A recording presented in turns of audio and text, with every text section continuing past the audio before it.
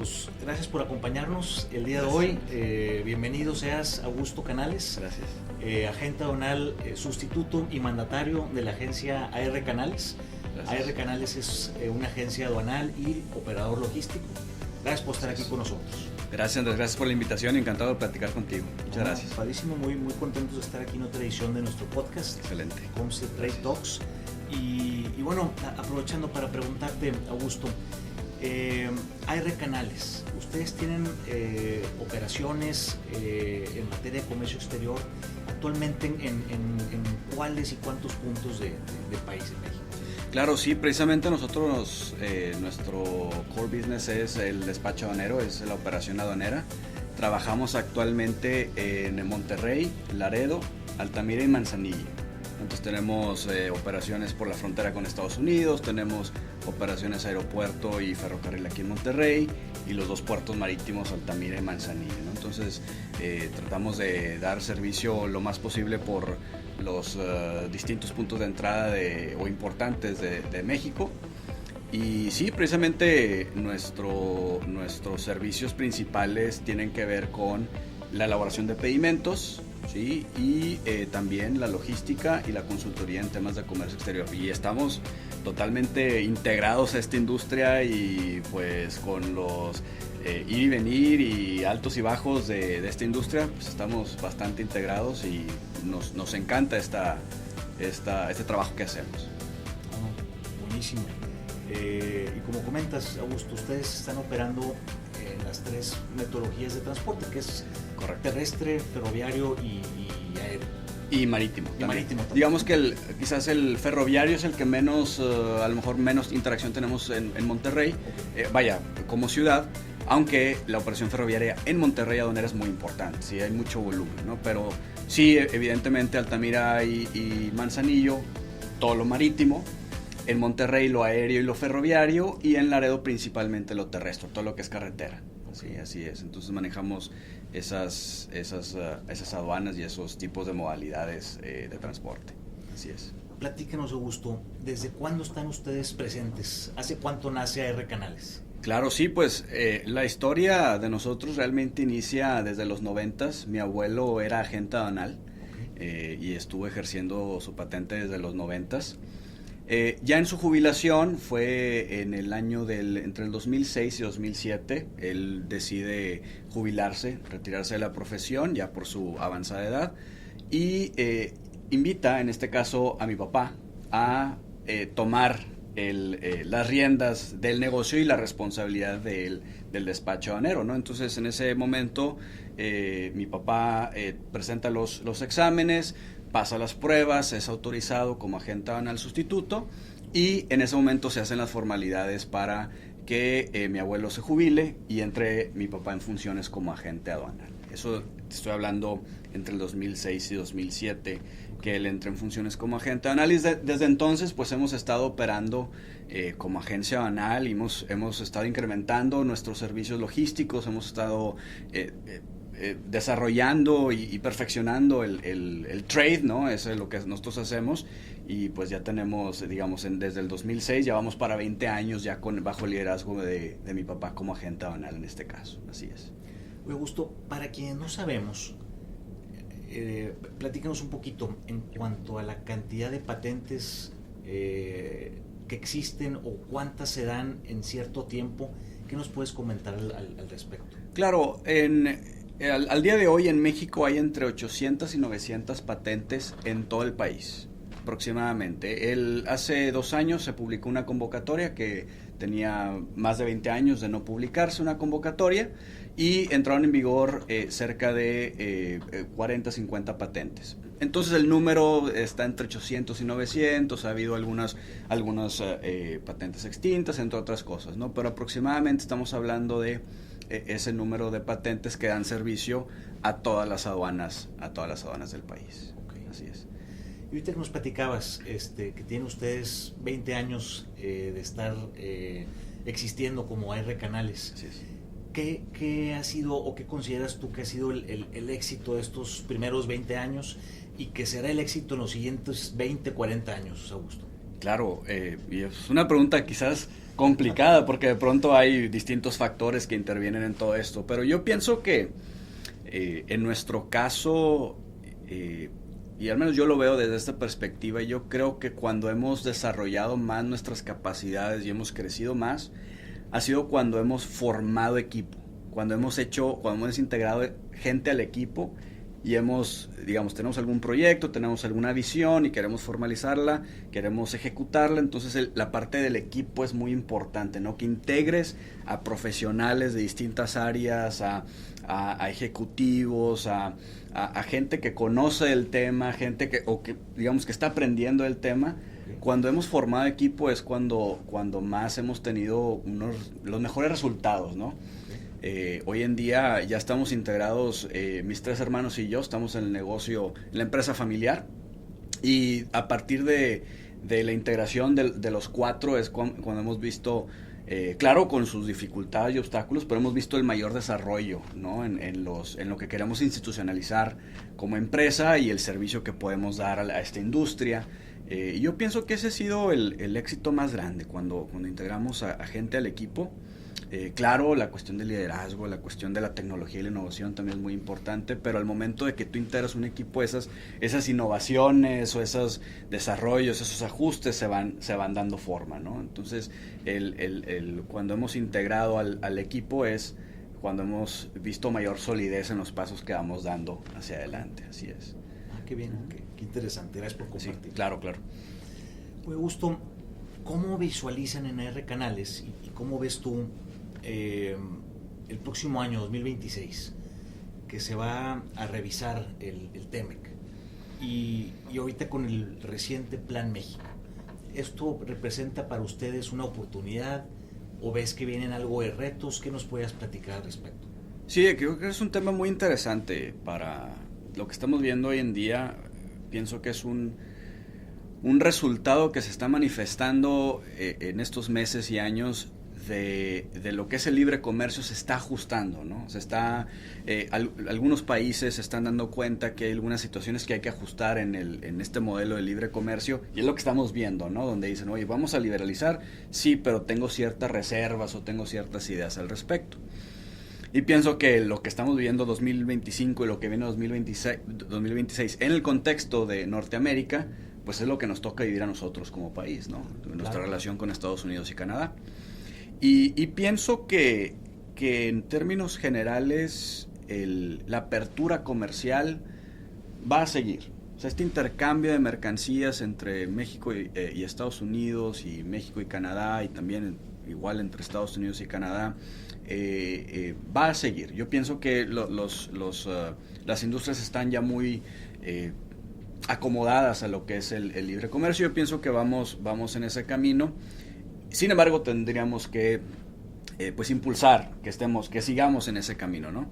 Pero lo que sí pienso que vamos a ver también en los próximos meses es algo de volatilidad, ¿no? Lo que hemos visto este 2025, donde se anuncian algunos aranceles y de pronto, bueno, vamos a esperarnos un mes, y luego de pronto sí vienen de nuevo, pero vienen para ciertas industrias, y luego quizás hay un retroceso en el sentido de digamos una pausa en la implementación, y entonces tenemos esta volatilidad donde de repente si tengo que pagar aranceles, y de pronto no, y de pronto sí, de pronto no, y de pronto para ciertas industrias sí y para ciertas industrias no. Entonces se está presentando esta volatilidad, y pienso que lo que vamos a ver ahora con la renegociación del tema. Justo esta mañana estaba viendo una nota que decía que Estados Unidos quería adelantar la renegociación del TEMEC, ¿no? Entonces, pues eso es volatilidad. Estábamos esperando que se da naturalmente en el 2026 y de pronto lo quieren anticipar, ¿no? Y hay que trabajar con eso, ¿no? Tenemos que trabajar con esos altibajos, ¿sí? Esa estira y afloja de las negociaciones, del comercio, y pues tenemos que estar pues listos en ese sentido. Eso es lo que, al menos lo que yo veo en lo que percibimos también como empresa, lo que escuchamos de nuestros clientes, lo que vemos en los foros industriales, y también lo que vemos en las comunicaciones de las autoridades, ¿no? Esa situación de volatilidad hasta cierto punto, donde se va a requerir flexibilidad, ¿no? Adaptarnos un poco más al entorno. Yo creo que eso es algo como que no gusta mucho a la iniciativa privada, la incertidumbre. Quisiéramos entender y conocer las reglas del juego y que no nos estén cambiando cada día. Esperemos y esta revisión del tema que suceda antes, como bien dices, pueda ya traernos certidumbre y claridad. Claro, y fíjate, incluso pensando en estos temas, justo estaba escribiendo hace unos días al respecto. Cuando tienes el libre comercio y se entiende que es libre y digamos tienes el piso parejo para todos o de alguna manera ya las reglas del juego están claras, pues ya sabes qué esperar, ¿no? En cierto sentido, y trabajas sobre eso. Y está bien, qué bueno. Luego tienes estas circunstancias que estamos viendo el día de hoy, 2025, 2026, pero también puedes diseñar estrategias para adaptarte a ese cambio, ¿no? Entonces, donde quizás es como prepararte para lo inesperado, ¿no? De alguna manera. Porque sí tenemos ciertas ideas de lo que puede pasar. O sea, vaya, esta renegociación va en cierto sentido, el sentido de la integración, digamos, la integración de las industrias de cierta manera, el aumento arancelario, quizás algunos cambios de reglas de origen, por ejemplo. Muchas empresas ya tienen esa experiencia de ver sus insumos, sus procesos productivos, de tal forma que puedo hacer escenarios, decir, bueno, ¿qué pasa si el TEMEC desaparece por completo?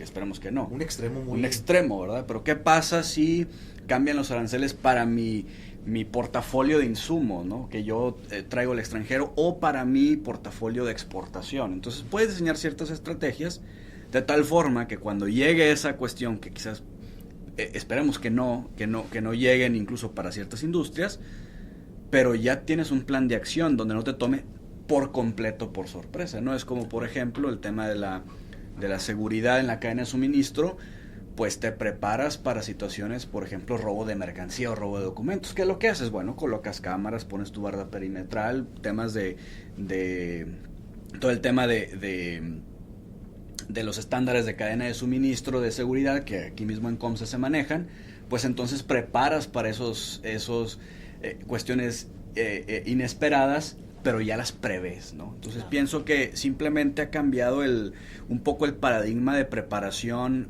de las empresas, donde ya no estamos viendo necesariamente solo el tema de cómo me integro a una región comercial y cómo en la parte comercial, en la parte de mercadotecnia, en la parte de manufactura me hago más competitivo, sino también cómo me hago más competitivo en la parte de la estrategia misma comercial, ¿no?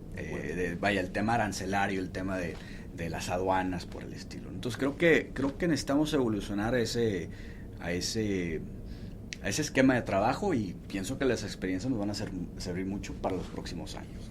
No, sin duda, yo creo que como bien dices, prepararte y planear para lo peor, por si sucede, pero claro, espera siempre lo mejor. Claro. Tener así un seguro de vida, un extintor. Claro. Por si se llega a ofrecer, que sepas que cuentas con eso. Sí, desde luego, es importante tener eso. Pues sí, yo creo que las reglas del juego cambian, han cambiado, van a seguir cambiando. Es importante que podamos ser flexibles y adaptarnos. Sí, fíjate, estaba leyendo también recientemente, salieron algunas estadísticas por parte del Banco Mundial donde las medidas regulatorias han aumentado en comparación con el 2015 al 2025, cuando en 2015 se implementaban cerca de 500 medidas restrictivas en promedio al año, ahorita se están implementando cerca de 3,000. Wow. ¿No? Entonces los países en general están buscando medidas restrictivas, quizás muy puntuales, pero restrictivas, ¿no?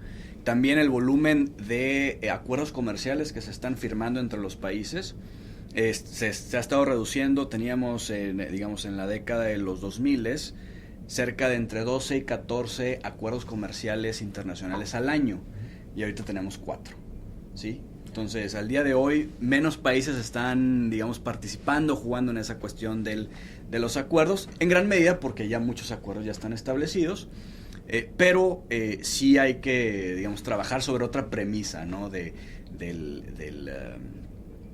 qué voy a aportar a esta relación comercial, que es lo que va a ayudar a que nos beneficiemos todos, ¿no? Claro, no, sin duda. Oye, Augusto, cambiando un poquito el tema y a lo mejor tocando fibras sensibles. Claro. Pero Ya me platicaste un poquito cuál ha sido alguno de los ingredientes de éxito de R Canales. Para ello, te quería preguntar, ¿qué aprendizajes, tropezones, o vamos a llamarle inclusive fracasos, han pasado por ello y que nos puedas platicar, claro, para que aquí nuestra comunidad sepa de ello y no se tropiece con esa piedra?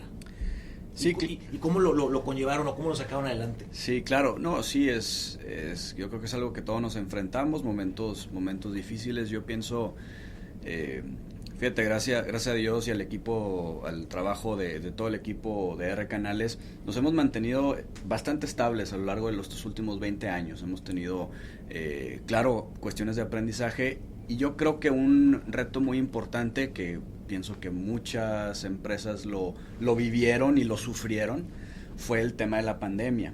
Y está relacionado con lo que te comentaba digamos, la clave de nuestro éxito. Durante la pandemia, aunque nosotros estábamos catalogados como industria esencial, ¿sí? Porque formamos parte de la cadena de la logística. No pueden parar. No podemos parar, digamos, teníamos esas facilidades para seguir presentándonos con ciertas restricciones a las oficinas, seguir operando con ciertas libertades que incluso otras industrias no tenían. Y a pesar de que estábamos catalogados así, tuvimos la mayor reducción en nuestras operaciones, claro, de toda la historia, ¿no? Okay. Y fue cuando nuestro equipo de trabajo se vino a cero. Sí, estábamos solamente los socios de la familia, ¿no? Okay. Esos años. Y entonces ahí fue donde tuvimos que reagruparnos y trabajar con lo que teníamos a la mano, y fue en la medida en la que pudimos seguir dando el servicio también incluso muchos de los importadores y exportadores pararon plantas y toda la cuestión de las cadenas de suministro que se quedaron, que se estancaron o que se volvieron bastante lentas. Pues en ese sentido fue como pues nosotros digamos vimos que las importaciones y exportaciones se vinieron a prácticamente nada, ¿no? Y entonces en la medida en la que se fue reactivando la industria y pudimos reintegrar y reformar a nuestro equipo, fue como empezamos a tomar fuerza otra vez y poder incluso ya apoyar de otra manera a esta recuperación durante la pandemia. Entonces yo pienso que eso forzadamente aprendimos, donde si el equipo desaparece, pues va a ser mucho más complicado. Entonces, en la medida en la que pudimos integrar miembros del equipo, fue, por ejemplo, durante pandemia, fue donde el primero de mis hermanos se integró al trabajo, y entonces ya veíamos que podía alguien empezar a empujar por el lado operativo, y nos podíamos encargar también de la parte de la infraestructura, la parte del resto de la atención a clientes, por ejemplo. Y poco tiempo después ingresa otro de mis hermanos a la empresa familiar, ya digamos en forma, en operaciones, y entonces ya pudimos, los que estábamos ya adentro, pues empezar a respirar un poco más pausadamente sobre lo que teníamos a la mano, ¿no? Entonces creo que lo que aprendimos fue incluso en los periodos de dificultad que pueden pasar para todo mundo, entre más rápido podamos reformar o reconfigurar a nuestro equipo, creo que tenemos más oportunidades de salir adelante, ¿no? Y en ese mismo sentido nosotros consideramos muy importante, y esto lo medimos y lo atendemos desde la perspectiva de los estándares, pues cuando alguna operación no cumplimos con el estándar de tiempo de seguridad, nosotros lo tenemos catalogado como una situación, quizás no le puedo llamar fracaso porque sucede en todas las industrias y en todas las empresas, okay, pero sí como esos tropezones que nosotros volteamos a ver y decimos, a ver, ¿qué pasó aquí? Okay. Donde ya tenemos nuestra cadena de suministro bien elaborada, nuestros procesos estándar ya bien configurados, y de pronto, ¿qué fue lo que pasó? Faltó algún documento, faltó algún participante dentro de la cadena que no logró llegar a cumplir con su trabajo, y entonces nosotros aprendemos de esos tropezones, y muchas veces son por errores, y es natural que haya errores, ¿verdad? Pero tratamos de aprender de esos errores precisamente para a la siguiente pues tener mayor probabilidad de éxito. Y nuestro equipo, insisto, el equipo ha internalizado mucho esa filosofía del aprendizaje y estar siempre digamos, con los ojos bien abiertos a esas oportunidades en los errores vamos a aprender un poco más, a hacer nuestro trabajo mejor. Claro, al final del día pues, somos humanos. Claro. El humano a veces acierta, a veces se equivoca, pero pues si te equivocas aprende de ello. Claro. Y no lo vuelvas a hacer. Sí, desde luego. Ese es el esfuerzo que hacemos. Y el error humano en el comercio internacional pues está muy presente, ¿no? Es algo, incluso tratamos de, con los estándares, de mitigar eso, pero también entender que, bueno, alguien que está aprendiendo a desarrollarse en esa industria, bueno, también tienes que entender que el error es parte natural del proceso, pero ¿cómo lo hacemos para que no destruya la cadena de suministro y sino más bien sea un punto de inflexión hacia una mejora, ¿verdad?, en el futuro? Pero sí, tenemos que fijarnos en eso, definitivamente. Hablando del futuro, de tecnologías, de inteligencia artificial, ¿ustedes cómo lo visualizan para R Canales? Que les ayude, que les facilite, que sea algo para innovar. Claro. Definitivamente tenemos que integrar tecnologías a nuestra operación, a nuestra organización, a nuestros procesos. Y creo que eso va para todas las empresas y en todas las industrias, ¿no? De alguna manera, el tema de la inteligencia artificial creo que tiene el potencial para ser un disruptor bastante importante en muchas industrias. Pero la pregunta realmente es cómo llevas a cabo innovación utilizando esa herramienta, ¿no? ¿Y cómo te ayudas por si el error humano se daba en un proceso donde involucrabas humanos, pero ya ante la tecnología y con inteligencia artificial a lo mejor ya puedas sustituir ese humano y darle ese trabajo al robot, por así decir? Claro, sí, en la parte de la automatización hay, en la logística, en el despacho aduanero, en cadenas de suministro, todo este tema, hay muchos procesos que son en parte repetitivos y en parte son repetitivos en lo que tienes que hacer lo mismo todos los días, pero al mismo tiempo son muy intensivos en la cuestión de los datos o la cuestión de los procesos. Digamos que es una repetición del mismo dato o del mismo proceso en muchas ocasiones. Entonces ahí la parte de la repetición, si es algo que ya sucede, puedes integrar una herramienta de tecnología como la inteligencia artificial para que quien está operando se pueda enfocar en las partes más importantes y tengas, digamos, un respaldo de alguien que trabaje por ti o que pueda revisar tu trabajo en cierto sentido.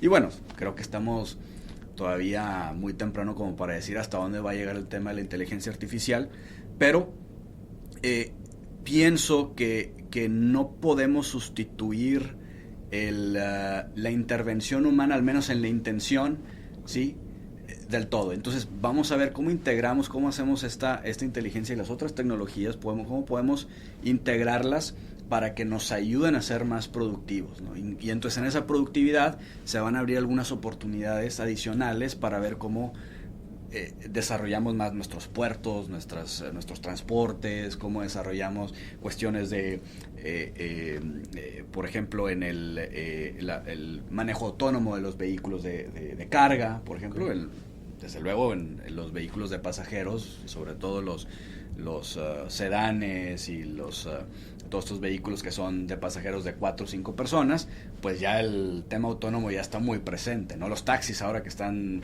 entrando, por ejemplo, en Austin, ¿verdad?, que son totalmente, se manejan solos, ¿sí? El futuro ya está aquí. Ya está aquí, ya nos rebasó, ya estamos en el futuro, ¿no? Pero ¿cómo llevamos eso, por ejemplo, a temas de vehículos de carga, ¿sí? O buques, o trenes, por ejemplo, ¿no? Entonces hay una evolución ahí que está por verse todavía, pero hay muchos temas de tecnología y hay unas cosas que a lo mejor no son tan atractivas.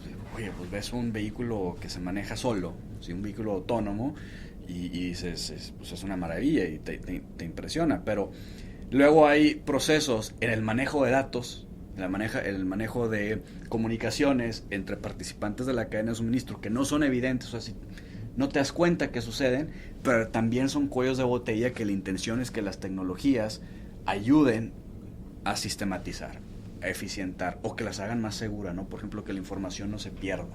Okay. Sí, que la información esté disponible para quien necesita hacer un previo en el puerto, que necesita darle una salida a un camión para que salga a ruta, por ejemplo, ¿no? Entonces hay aplicaciones más, de alguna manera, ocultas, ¿sí? Que son menos interesantes, a lo mejor, menos impresionantes, pero que tienen también una repercusión muy importante, porque sin información no nos podemos mover en el comercio internacional. Okay. Sí, entonces hay varias áreas de oportunidad y ciertas áreas de desarrollo también en esta industria que pues está por verse. Vamos a ver hacia dónde nos dirigimos, y en Área Canales pues estamos muy al pendiente de estas situaciones, cómo lo integramos no solamente para nuestros procesos, pero también cómo nos integramos a lo que está sucediendo en la industria a nivel general. Ahorita que comentas, Augusto, el tema de áreas de oportunidad, ¿qué consideras tú que en materia de comercio exterior pudieran ustedes hacer equipo con autoridades, con empresas, con la academia inclusive, para hacer una mejora en lo que más compete a una agencia aduanal y operador logístico como ustedes en materia de comercio exterior? ¿Qué pudieran mejorar y cómo se puede hacer equipo para lograrlo? Sí, muy buena pregunta. Creo que ahí tenemos varias respuestas, ¿no? Porque ahí cada quien desde su perspectiva puede aportar, ¿no? La autoridad de cierta manera, el agente aduanal, nosotros nos consideramos, incluso está plasmado en la ley, somos coadyuvantes de la autoridad, ¿no? Entonces nosotros apoyamos a la autoridad a que las importaciones y exportaciones sucedan eficientemente, con seguridad, con el cumplimiento de las regulaciones, el pago de contribuciones, etcétera, ¿no? Pero también vemos, digamos, la otra cara de la moneda, que es el importador y exportador, que está más enfocado pues en la cuestión de los costos y la velocidad, ¿no? Que tenga las operaciones más ágiles y que cueste lo menos posible dentro de los parámetros, ¿verdad? De lo que conlleva una operación, ¿de acuerdo? Entonces, nosotros consideramos muy importante el tema del apego a la normatividad. Entonces, en la medida en la que todos los actores conocemos la normatividad y nos apegamos a hacerlo lo más simple posible, donde todos estamos puestos de acuerdo, cumplimos con la normatividad, entonces pues es más sencillo para todos. Yo como exportador o importador, yo tengo claro qué es lo que tengo que hacer para cumplir, y la autoridad tiene bien claro cómo se está cumpliendo y cómo se están aproximando todos estos participantes a la hora del cumplimiento, ¿no? Entonces eso lo hace más sencillo para todos, y nosotros, digamos, ahí en ese intermedio, pues cómo ligamos y cómo quitamos, digamos, esas asimetrías donde quizás el importador o exportador no está bien enterado, ¿verdad?, de cómo realizar esos procesos, cómo cumplir con las regulaciones, y que la autoridad está esperando de alguna manera. Entonces una parte es ponernos de acuerdo, pero estar alineados a esta cuestión de la normatividad, ya sea en información, en comunicación, en entrenamiento, en capacitación, y pues es lo que nosotros de alguna manera también empujamos mucho, ¿no? Entonces, nosotros, por ejemplo, desarrollamos materiales informativos, tenemos un webinar nosotros todos los miércoles a las 11 de la mañana con temas diversos, ¿no? Y aquí está la información para que estés enterado, las cosas funcionan así, y puedes tomar información, lo que te sirva, están las presentaciones, y entonces lo utilizamos para que el importador exportador esté enterado, ¿verdad? A veces cómo se esperan de parte de la aduana todos estos pues cómo aproximarte y cómo cumplir con la normatividad, ¿no? Y eso, materiales, cursos de entrenamiento, pues estar bien pegados a la información con respecto a la normatividad, ¿no? Y otra parte muy importante, yo considero que es el tema de el uso, desarrollo y uso de la infraestructura.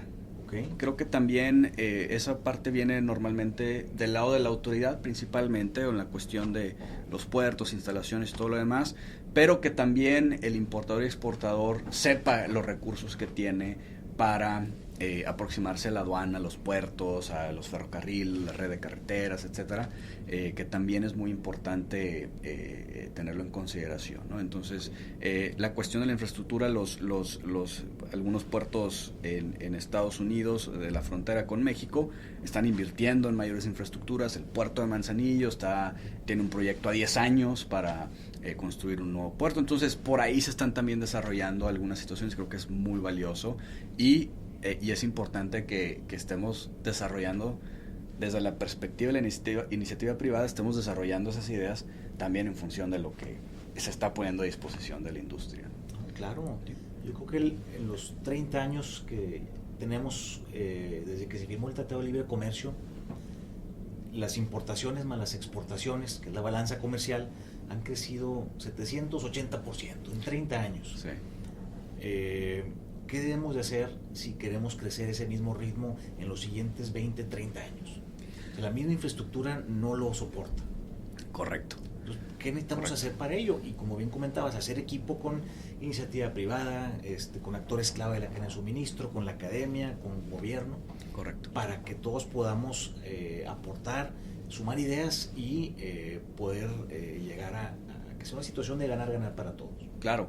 Sí, igual, quizás a lo mejor esto no es un tema de cooperación necesariamente, pero junto con la infraestructura va el tema de la innovación. Yo pienso que lo más importante que tenemos que hacer como país, cada una de las industrias, porque puede ser diferente para la industria automotriz, la industria aeronáutica, el tema de los textiles, necesitamos mucha innovación. Necesitamos innovar en procesos, innovar en tecnologías, digamos que desde aquí, desde México, se generen estas innovaciones en temas incluso de la infraestructura, ¿no?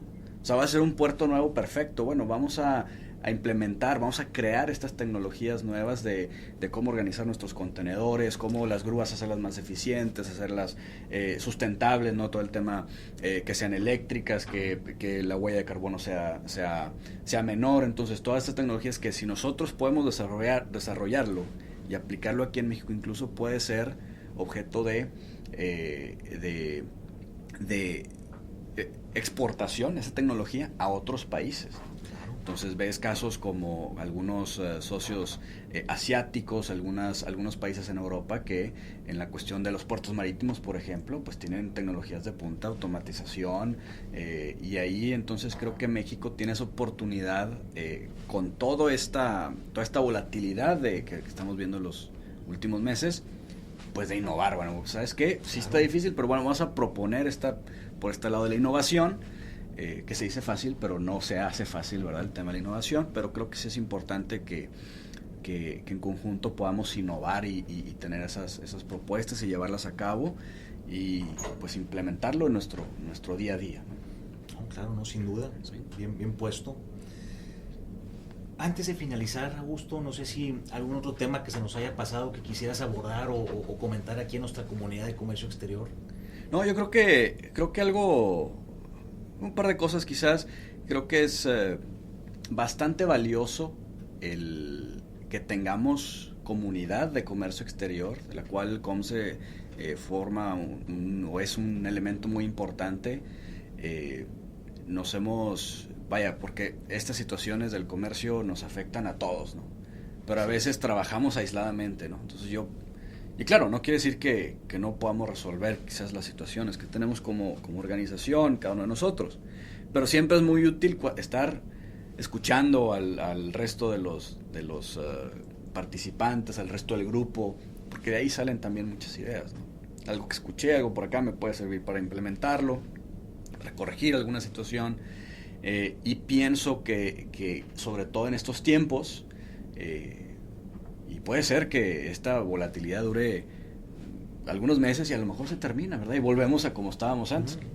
Pues es una posibilidad, pero mientras llegamos a ese punto, pues sí estar lo más compactos, más juntos posible, estar al tanto. Ahorita hay mucha información, y también parte de eso es filtrar la información y a lo mejor quedarme con 2, 3, 4 cosas que sean muy importantes. Yo, por ejemplo, recomendaría el tema de estar al tanto de la información que hay en temas de normatividad, todos los comunicados de las autoridades, comunicados de la aduana, comunidades de la Secretaría de Economía, no solamente de México, sino con mis socios comerciales. Si yo